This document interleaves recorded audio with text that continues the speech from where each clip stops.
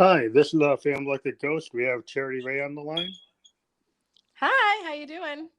Good. I've been listening to your music on your SoundCloud. You can kind of hear it in the background.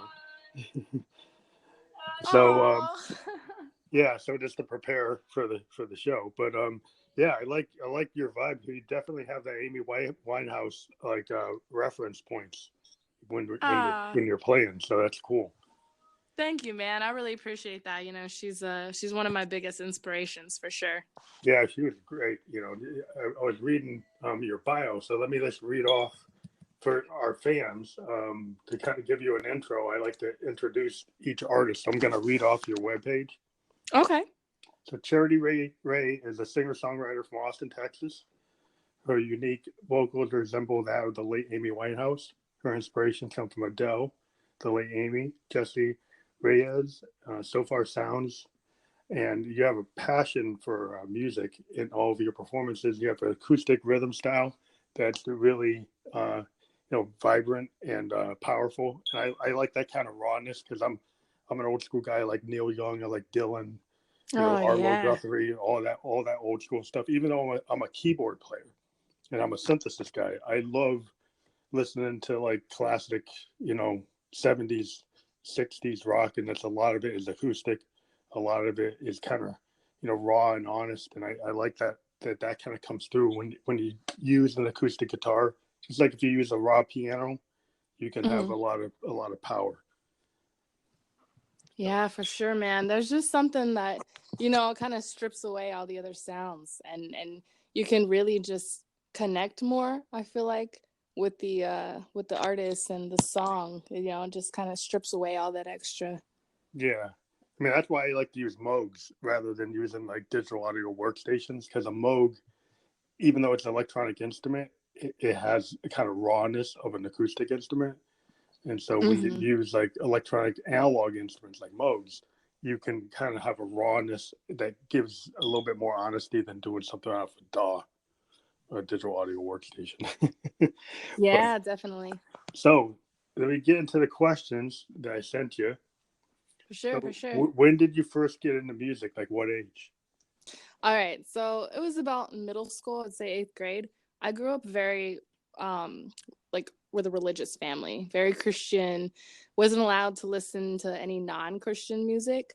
Oh, And then in eighth grade, my dad slipped me a Beatles CD. It was the Beatles #1 album. And I replayed that thing until it got so scratched, like over and over. And I told him, it was done, so he bought me a CCR CD, oh and I wow. mean, I just fell in love with music and with the 60s and that whole era, man, Yeah, yeah. I'm a child of the '70s. I was born in '67, and like I grew up listening to Hendrix and the Doors and the Allmans and all that great music. Yes.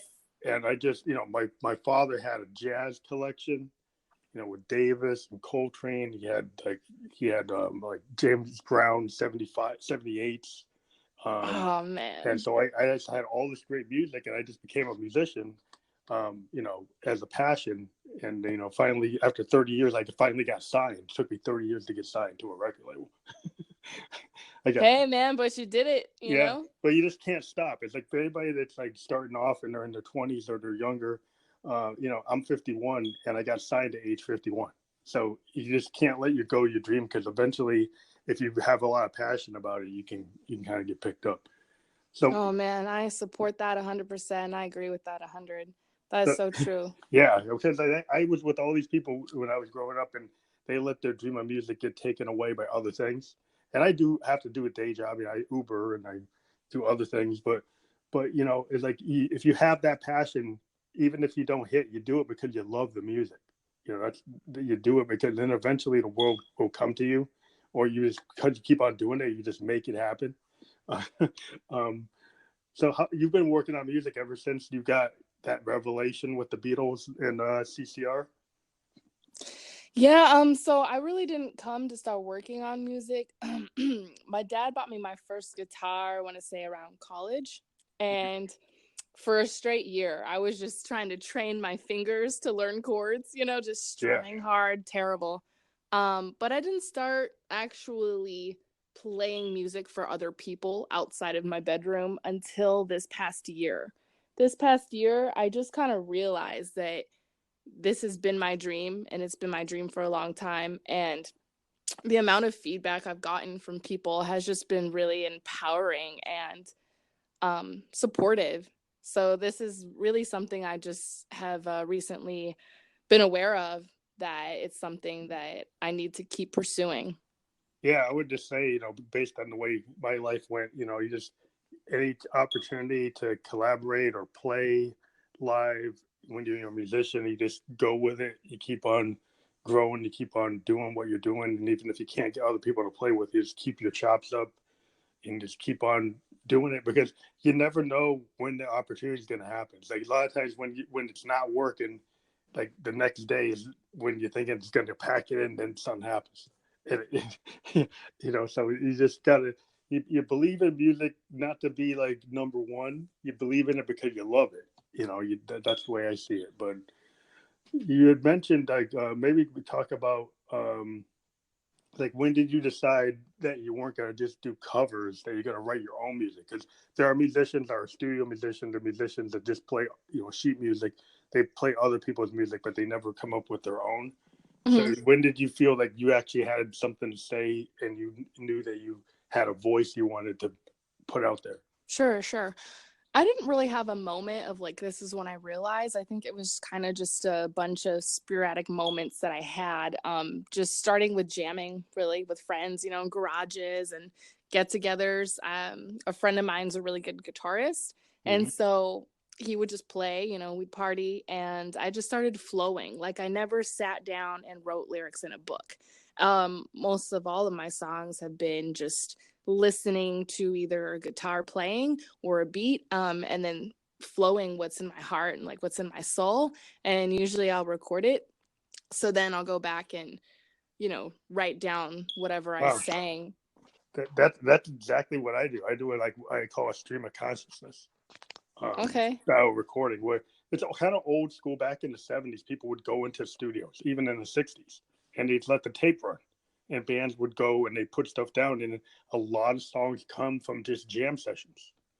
Back in the '60s, when people could go into recording studios with a full band, bands would just put down stuff, and then they just kind of experiment, and they go through the tapes and say, "Hey, that's the song," and you go back and you transcribe it, and you put down the lyrics, and maybe you tighten it up later, but you kind of just go with what instead of just there's some musicians that are like pure musicians, and they Uh-huh. actually sit down on the sheet music and they write it out, like a Carole King or somebody like that. Hmm. But there's other types of ways of writing, and a lot of musicians do exactly what you just said. Because I've Yeah, interviewed. I've tried to open the book and I just sit there, it's just blank and nothing comes to mind. It just feels forced for me. And like anything I create, like, I don't want it to be forced. I want it to like come natural and just be raw. Yeah, I think that's the muse. I mean, that's the way some artists can just kick into the muse that just happens, and if they try to write it down, they lose it. And I just found, over my recording career, I used to sit down and try to plan things out, and then now I just like go into my recording studio and I just put stuff down, and then I just, it just whatever I feel, you do it with the feeling. I think it comes out more honest if you do it that way. I totally agree with the way you're doing it. Because there's a lot of stuff out there today that you can tell is maybe overproduced. Mm-hmm. Oh, for sure. and For and, sure. and you can feel that there's a lack of honesty, and it's just that kind of crass kind of trying to commercialism of trying to structure things in the same way with the same structures over and over again. Multiple genres are now suffering, from country to pop to rock. You got all these people just have decided to have very formula based songs, and Yeah. I like listening to singer songwriters like yourself who come bring an honesty to it. Like in the indie world, I feel that's where everything's really going on, because that's where all the new artists are coming from on the SoundClouds. I've been on SoundCloud for like 10 years, and it's really that's where you find the acts to me that have that kind of pure listening enjoyment that you used to get from like college radio back in the day. That was the place people used to hear new bands. Either you just go onto a college radio station, and that's where all the new stuff was happening. But now it's like on SoundCloud and YouTube. So what do you feel about that? I'll kind of jump to a question about like on the social media, the fact that you can get on SoundCloud, that you can get out there on YouTube, and you can get an Oh audience. man. What do you feel I about that? Yeah, I think it's great. I've been telling people all the time, hey man, if this is your passion, even be outside of music, whatever it is, like we have so much opportunity now than we've ever had before. Now is the time to take advantage of YouTube because honestly, I don't think the world's constantly changing, platforms are constantly changing. It's not always going to be like this. And I just I just think that people who really want to pursue whatever it is that they're into can because of platforms like YouTube and Spotify and just how easy technology has made it to be able, to just simply record your song and upload it to where, any platform you need to. It's kind of just taken the hands out of the gatekeepers and has put it into really, it's made it attainable and reachable. Yeah, I think Instagram is a big place for musicians. I mean, I was originally on SoundCloud. I'm still on SoundCloud. I got like 90,000 listeners there, and that's how like my record label Bentley Records found me. They found me on SoundCloud, and those platforms are getting the attention of record labels. If you look at like Instagram, there's indie record labels all over Instagram looking at artists and like going and liking your work and contacting people. And that's what happened to me. I had 2 record labels contact me because of my Instagram and because of my SoundCloud.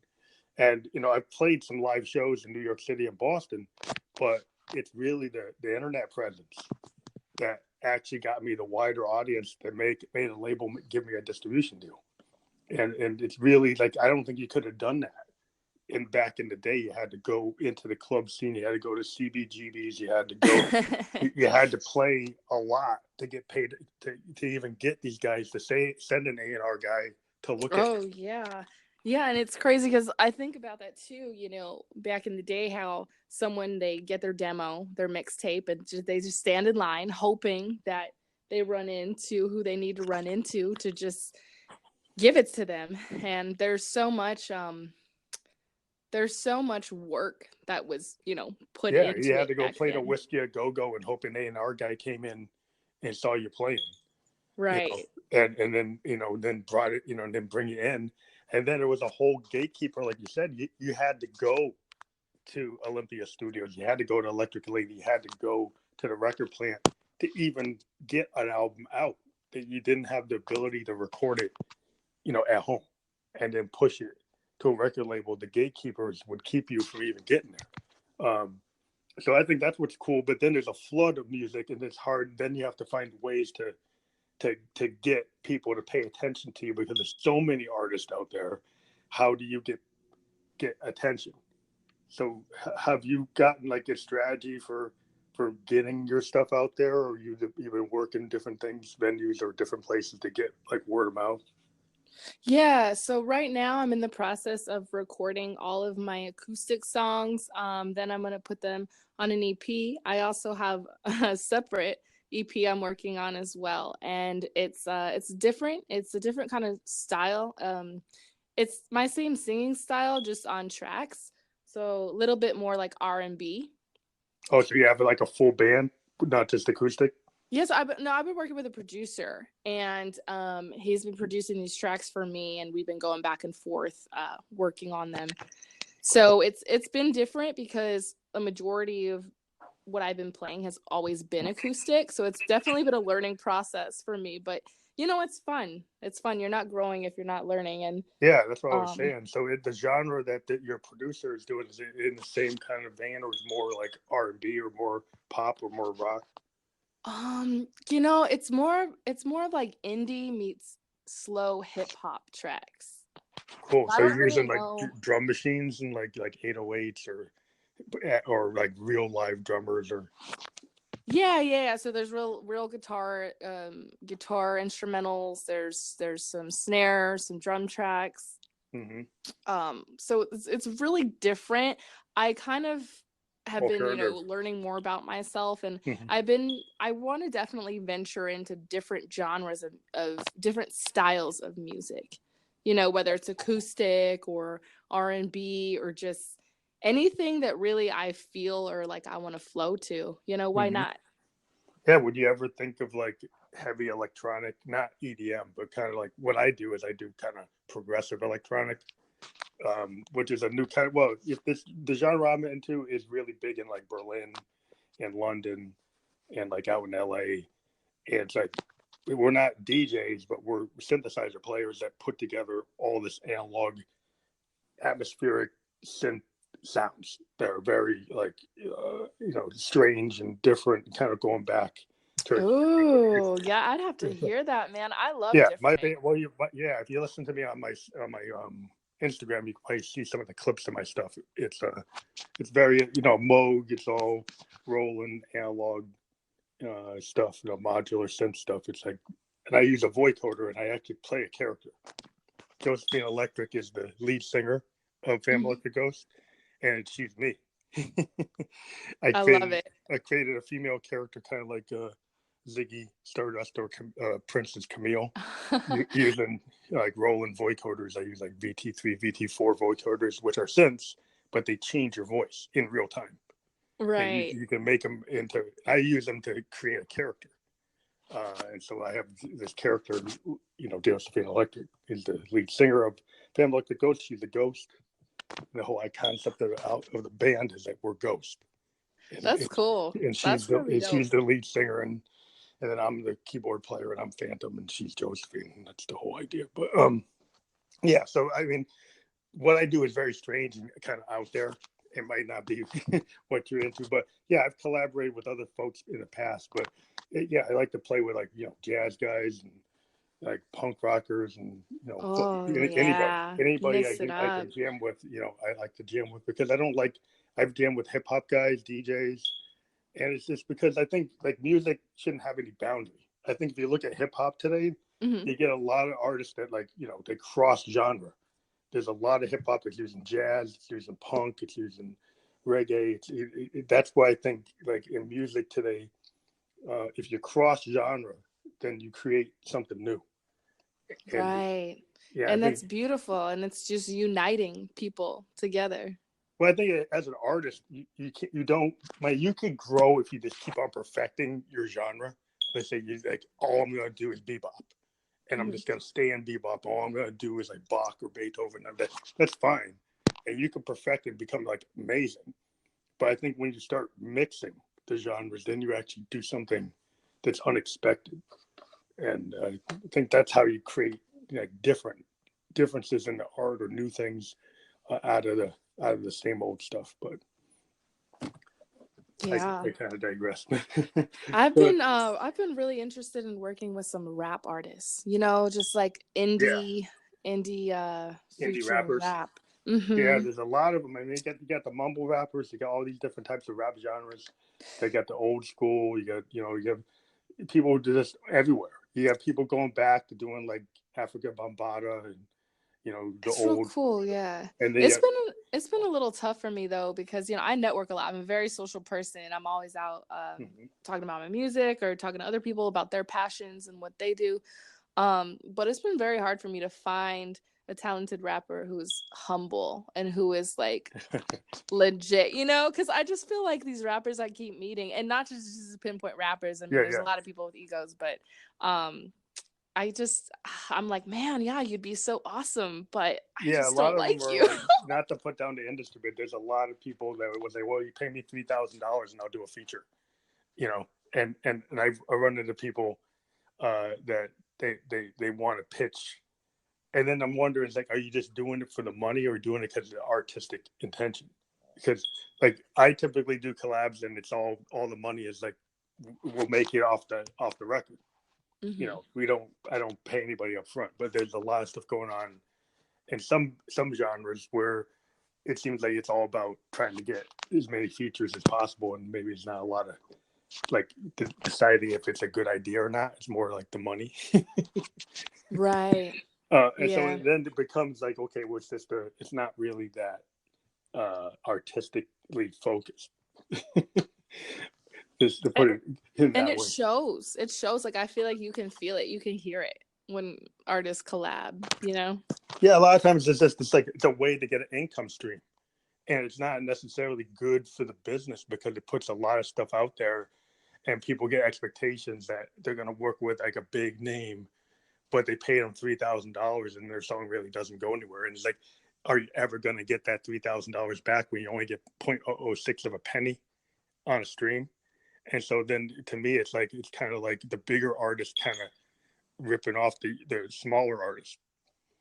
Yeah. That is not cool. Because if you're an artist and you really dig somebody's music, you collab and you work it out kind of after the fact, and it what does well or it doesn't.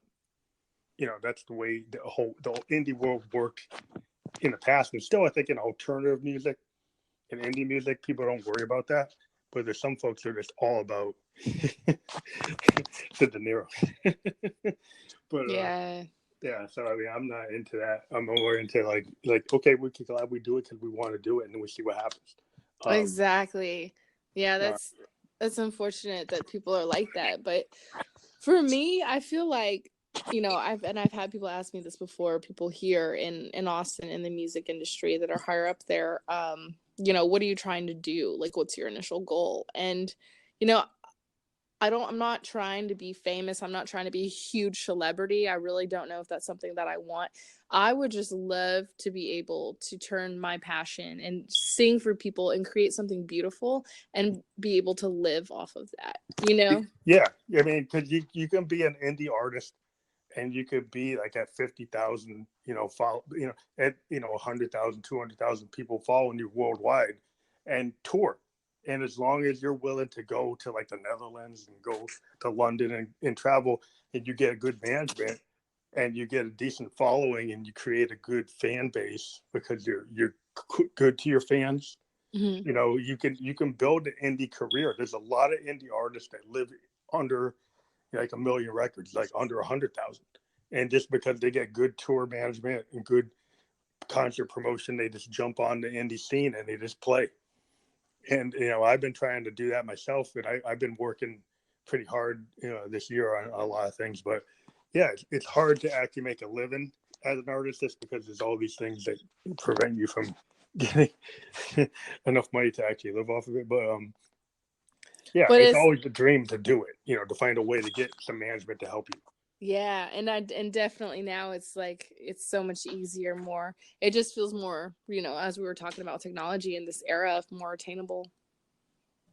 Yeah, because you can build a fan base by doing like YouTube live. You could go, like I have like a device called a roll and go mixer, and I do live concerts from my home studio on Facebook Live, and then push them out to YouTube, and I get my fans to actually see me playing live, and they keep my chops up by playing live from my home studio, and then from there I get to do gigs like in New York and stuff. But I'm able to keep my chops up and actually keep my audience involved because I keep on putting out content.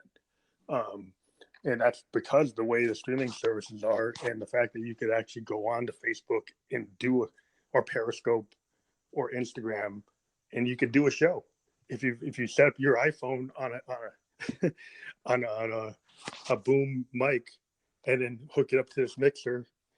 I'm able to get my whole studio sound coming through the net at pretty good quality. And then you can actually, even on some platforms, you can actually get donations on those concerts.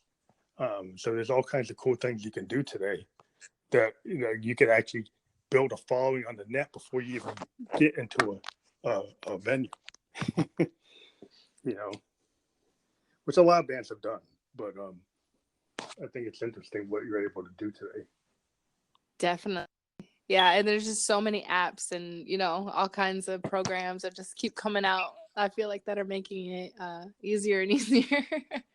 Yeah, You just got to put the work in. Yeah, if you just put the work in, you can just do like a nice solo performance of a song and get it up and get like traction on it.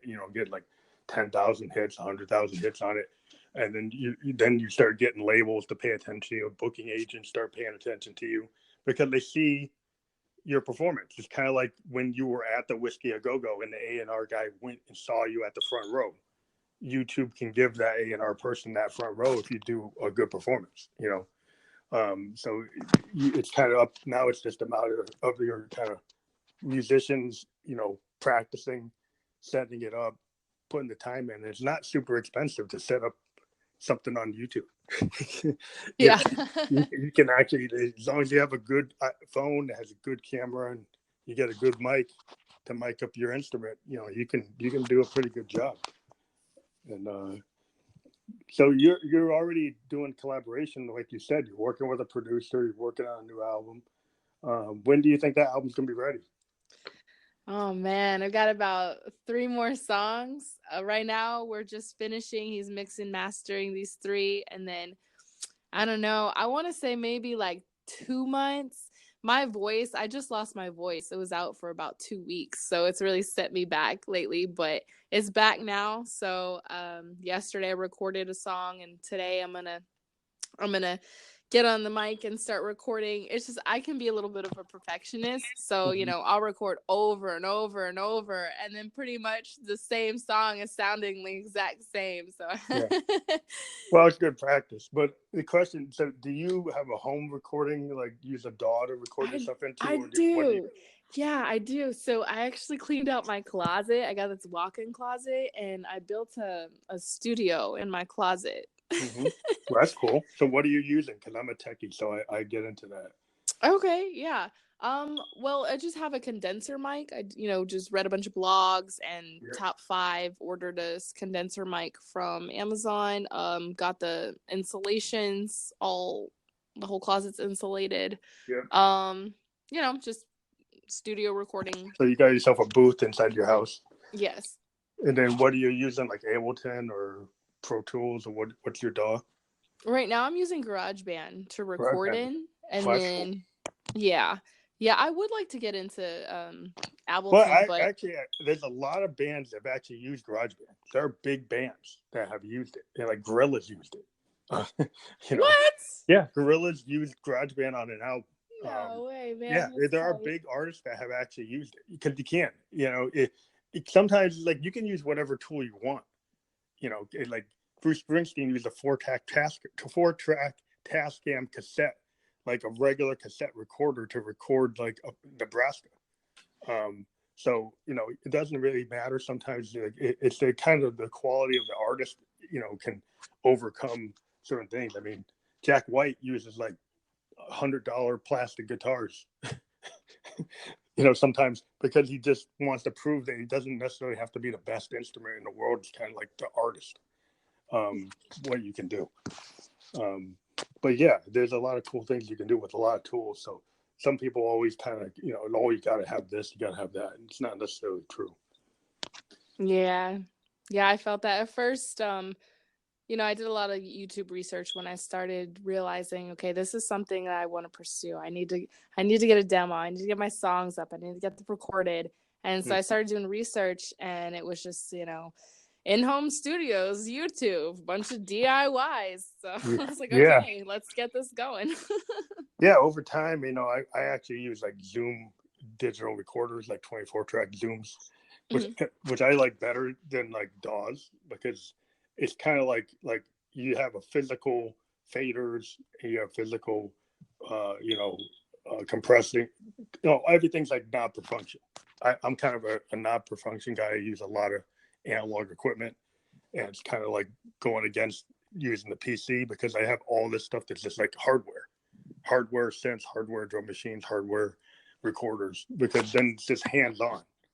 That you can go and play with the fader in real time. You don't have to menu dive into a PC and figure out where something is. You have all the dials, all the meters, all the things in front of you. Kind of like, you know, like I said, I'm a child of the 70s, and I like to see physically touch it like the recording equipment.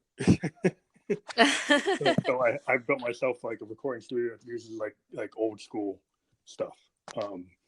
Which is, you know, the way I like to record. Though I know a lot of kids, they use the Mac or they use the PC. But yeah, you do what you want. I mean, I just feel more comfortable being able to physically use machines that I can like grab a dial, grab a slider, and actually get where I want to go. immediately. But That's pretty cool, though. You know, a lot of like, I'm a millennial. A lot of people around my age, are trying to learn stuff like that because it's real easy to grab a Mac and turn it on. You know, but yeah, that's pretty cool.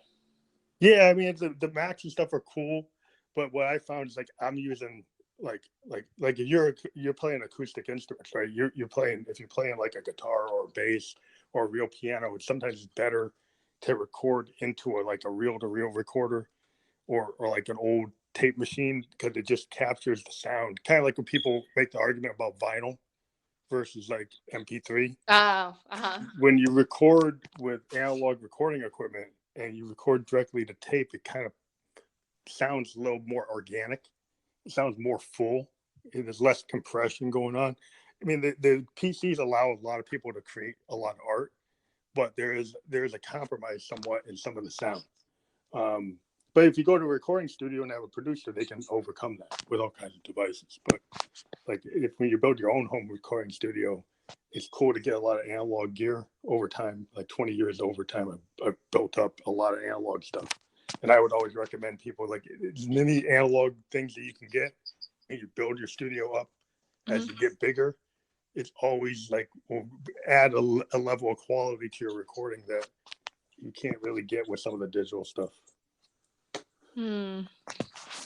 Yeah, there's so many ways you can go about, everything. That's what makes it so amazing because with the sound, there's just different types of sounds and it just depends on how you produce and what you use. And Yeah, I mean, like you said, you did research on a mic. There's so many different types of mics, and then there's so many different types of like compressors and boards and there's you can get tube amp like designed machines that can just like enhance everything you're doing. And so like if you physically use a tube amp and you're like an electric guitar player, it's gonna sound like David Bowie's Ziggy Stardust. It's gonna sound like the Who. It's gonna sound like Zeppelin. But if you use some of the stuff today will clip and won't sound like Pete Townsend. It won't sound like Jimmy Page.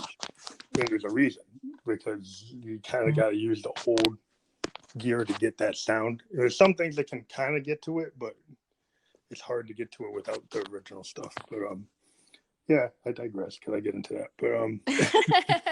But so like you said you were collaborating with a producer and you maybe want to collaborate with some rappers. You ever thought like jazz musicians or like poets, do like beat poetry, and kind of like, cause sometimes like to me, like poetry and being a musician or being a lyricist, it's kind of interrelated. Kind of goes hand in hand. Yeah. I mean, a lot of stuff starts as a poem and then it turns into a song. Definitely. Yeah. Honestly, that's where I get a lot of my inspiration when I'm flowing is I read a lot of poetry, like old school poetry. Oh, well, who are your favorite poets? Oh, honestly, I just Google whatever I've been like feeling. Like it's kind of funny. I don't know. I'll just Google, whatever I've been feeling that week, or if like something pops in my head, and then I'll just read a whole bunch of like poems on the internet from now to like way back when people posted them, and it's a really good tool to inspire me to create and flow on when I need to. That, and I listen to a lot of like Amy Winehouse, of course, but lately I've been listening to a lot of Jessie Reyez. I don't know if you're familiar with that artist or not. Yeah, I've heard. Yeah, that's cool because like a lot of things, like I actually go really back to like Victorian poetry, like William Blake and Wordsworth and Longfellow and those guys, because they had this kind of weird, not weird, but they had a coded language to try to talk about romance, and they had all these layers of things without getting to the direct point. And sometimes it's useful when you're a songwriter and you want to make something a little bit more like not as obvious. Oh, You kind of use yes. the Victorian poets, like if you get to like William Blake's famous poem like Tiger, Tiger, Tiger, how fearful thy symmetry, and all these ideas. Lord Byron had this idea called Little Death, and Little Death was a way of talking about sex without saying sex. I love that. So yeah.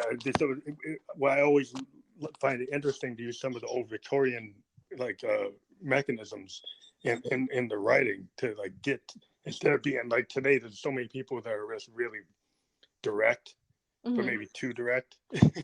All right, yeah, because there's only so many, times you can say "I miss you" Yeah, and in songs. finding ways to like put it into allegory and put it into other things. It's kind of going back to like what Dylan used to do, or Neil Young, the layers of like singer songwriters. Carole King. You got these people that would really layer stories and make it more, they actually show the effort they put into it. Into the lyrics. Like they telling a story or having layers of things where it's not obvious, but then you go back and listen to it, you keep on pulling things out of it. I think that's really like cool. And sometimes it's cool to have something that's plainly obvious, but there's other things it's kind of cool to kind of go back and you say, oh, well, maybe it's about that, or maybe it's about this. Yeah, I love music that makes you think. You hear it and you're like, wait, dang, I've never thought about it that way. Like the That Beatles. was Yeah, the beautiful. Beatles stuff was very layered. With whether or not they were just like taking psychedelic drugs and just making up stuff, but there's all these things that people are trying to find like different meanings to what they were talking about. But it was just the level of effort they put into it. That I think that's what caused people to really, they transform songwriting. In terms of like what you could talk about and the breadth of what you could talk about and the length of the songs. I think that just is inspiring to any songwriter when you go back and look at that stuff. It really is, man. And today, I mean, there are a lot of bands today that do really good work, but it seems like there was a golden age of certain types of music that there's always something going on today that people discover and then say, hey, there's somebody at that level today, but you just don't know who they are. I know. It trips me out when I think about that. Yeah, because there's lots of bands that get found out after the fact. Right. And they're operating, and then suddenly nobody even knew they were operating, and then people would say, oh yeah, this band was great, like Lou Reed and the Velvet Underground. Everybody, during the time they were active, nobody who knew who they were, but all these people that listened to them happened to be like bands like REM, Tom Petty, and so there was a whole generation of these artists that listened to Velvets, and then they were inspired to create music. REM listened to like the Velvets. They listened to a band called Big Star with Alex Chilton, who was doing the Box Tops, who sang his famous song "The Letter," and they were considered like a really big American band, but they weren't well known during their time. But now the critics, after the fact that they're gone, gave them like 5 stars for all 3 of their records, and they're not well known, but almost everybody that listened to them created a big band, like Billy Corgan, Massive Pumpkins, like Michael Stipe, Paul Westerberg from the Replacements. Lots of bands like hear some of these like unknown artists, and they were inspired by them and kind of take some of their they get influenced by them. And so I've always been interested in learning about what artists are, what their reference points are, who they listen to, and where. Because you wonder, like sometimes, where did this come from? And then if you do a little research, you find like, okay, they were actually listening to this guy, and you go back and listen to that guy, you can't say, oh, okay, now I see it. This didn't just come out of nowhere. This is actually got a history. Yeah, and you can see the correlation, the relation between the two. I've been listening to a lot of so far sounds.